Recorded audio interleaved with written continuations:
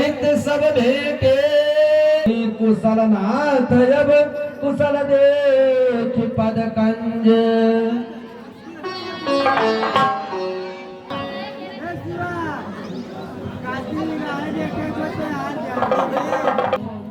और समस्त वानर वीर योद्धा, हम आपके आने से बहुत प्रसन्न हैं। आप सब लोग ना जिस कार्य के लिए आप लोग गए थे, क्या वो कार्य सिद्ध हुआ? रघुवंश शिरोमणि, प्रभु के प्रताप से हम लोग अपना कार्य सिद्ध कर चुके हैं, जिसमें बजरंगबली की बड़ी अहम भूमिका रही है। आपके कृपा से हम लोगों का जन्म आज सफल हो गया। पवन तनय कीन जो पवन पुत्र बजरंगबली ने जो कार्य किया है, जिसका हजारों मुख से वर्णन नहीं किया जा सकता है। सुनत कृपा निधि मन यति भाई। हनुमान, कहिए प्रभु। तुम सीता तक पहुँचे? हाँ प्रभु पहुँचे। तुम सचमुच सीता तक पहुँचे? हाँ प्रभु। वो कुशल से तो है ना? हाँ प्रभु कुशल से हैं। हनुमान, मेरा मन करता है कि जिन आंखों से तुम सीता के दर्शन कराए हो, मैं भी उन्हीं आंखों के बीच बैठकर उस छवि के दर्शन करूं, पर यह संभव नहीं। अब तुम ही बताओ कि मेरी सीता कैसी है, उसके दिन कैसे कट रहे हैं, वो कभी मुझे याद करती भी है या नहीं? प्रभु, आपके वियोग में माँ जनक नंदिनी व्याकुल रहती हैं। आपके सिवा उनके नजर में कुछ दूसरा ही आता ही नहीं है। नाम पाहरू दिवस निश ध्यान तुम्हारे कपाट लोचन निज पर। हनुमंत लाल, हाँ कहिए प्रभु। उन्होंने हमारे लिए कुछ कहा है, कोई संदेश दिया है हमारे लिए? हाँ प्रभु, संदेश दिए हैं माँ जनक नंदिनी ने। चलत मोहि चूड़ामणि दीनी, रघुपति हृदय लाय शैलीनी। चलते समय प्रभु आपने जैसे मुद्रिका दिया था, वैसे माँ जनक नंदिनी ने चलने के समय चूड़ामणि दिया है, इसे स्वीकार करें प्रभु।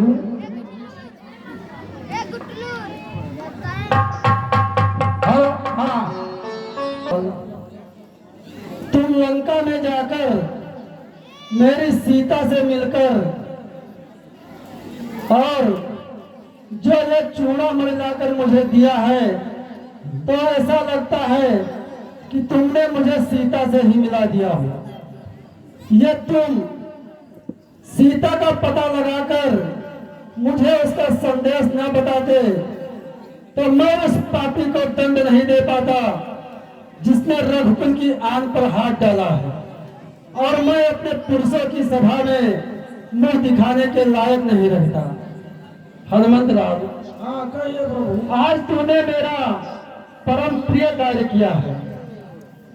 इस 100 योजन के सागर को लांघना केवल गरुड़, वायु और तुम्हारे सिवाय इस धरती पर दूसरा और कोई नहीं है। आज से मुझे कोई भी प्रिय नहीं है। कोई मनुष्यधारी मुनि हो, देवता हो, तुम्हारे समान मुझे कोई प्रिय नहीं है। सुन कभी तो ही समान। मंतलाल, हाँ कहिए प्रभु। तुमने जो कार्य किया है, इस उपकार का बदला मैं नहीं चुका सकता। नहीं, मैं जन्म जन्म के लिए तुम्हारा ऋणी हो गया हूँ पुत्र। मैं तुम्हारा उपकार कैसे चुका सकता हूँ? नहीं प्रभु। सुन सुत, मैं तुमसे ऋण इस जन्म में नहीं हो पाऊंगा हनुमंत राव। बार बार प्रभु चाहि उठावा, प्रेम मगन तेहि उठबन भावा, कपि प्रभु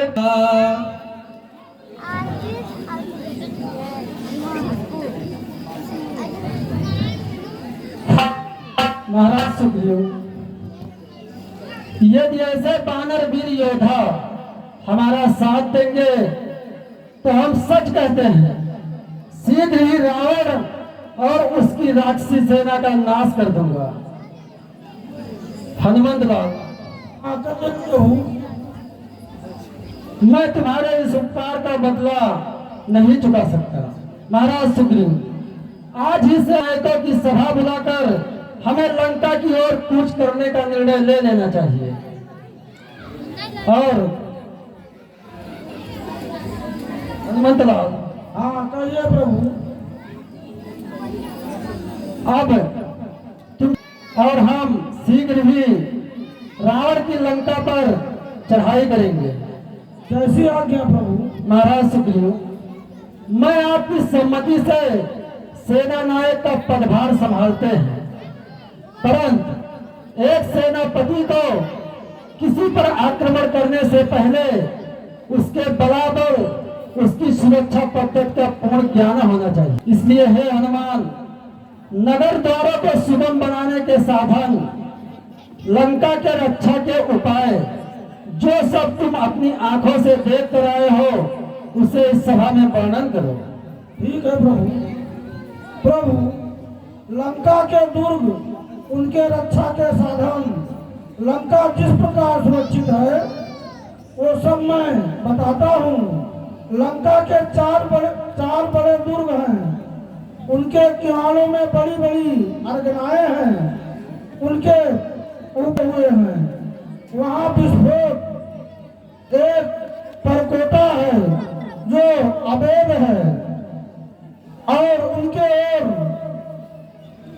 जल की खाई है जिसमें मकर आदि ग्रह भरे हुए हैं, जो शत्रुहारा आने पर डाल दिया जाते हैं। और कई प्रकार के वीर जिनका निरीक्षण स्वयं रावण करता है, परंतु आपको शक्ति के प्रताप से मैंने लंका को बड़ी क्षति पहुंचाई है। उनके संक्रमण को तोड़ फोड़ दिया है, जिससे हमारी सेना पार कर सके। आप उचित मुहूर्त देखकर सेना को प्रस्थान की आज्ञा है प्रभु। हनुमंत लाल, तुमने रावण की लंका में जाकर जो साहस और पराक्रम दिखाया है संभव नहीं है। हम तुमसे सहमत हैं कि अब हमारी सेना को प्रस्थान करना चाहिए। ठीक है प्रभु। महाराज सुग्रीव, कल उत्तरा फाल्गुनी नक्षत्र में जब चंद्रमा हस्त नक्षत्र पे आ जाए, उसी विजय मुहूर्त में हमारी सेना की यात्रा प्रारंभ हो। सबसे पहले वेगवान बानरों को लेकर सेनापति नील मार्ग देखने के लिए आगे चलेंगे। उनकी सहायता के लिए सेनापति नील, तुम्हें उस रास्ते से जाना होगा जिनमें फल मूल की अधिकता हो, शीतल जल और मधु मिलने की सुविधा हो। तुम्हारी सहायता के लिए महाबली गवे और गवाच तुम्हारे साथ चलेंगे।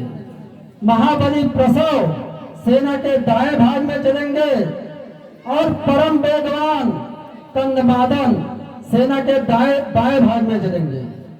महाबली नील, तुम्हें दुष्ट राक्षसों से सावधान रहना होगा।